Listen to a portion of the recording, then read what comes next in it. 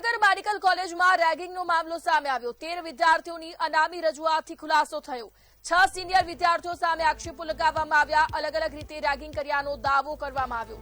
Anti ragging કમિટીએ તપાસ શરૂ કરી। વિદ્યાર્થીઓમાં ઘટનાથી ચકચાર મચી। મામલો સામે આવતા જ ચર્ચા તેજ બની। તપાસ બાદ આગળની કાર્યવાહી થશે।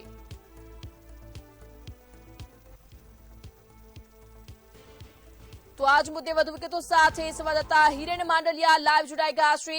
જી હિરેન, એન્ટી રેગિંગ કમિટી દ્વારા હવે રેગિંગને લઈ તપાસ શરૂ કરવામાં આવી રહી છે, કાર્યવાહી કરવામાં આવી રહી છે, શું કહેશો?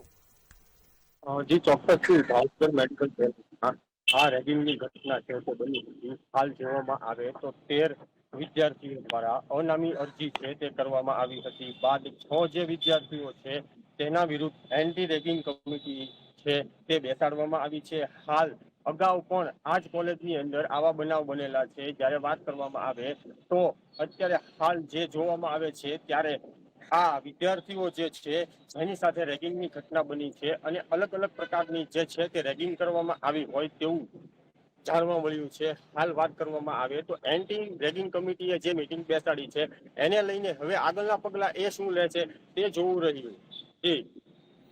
જી, સમગ્ર માહિતી બદલ આપનો આભાર।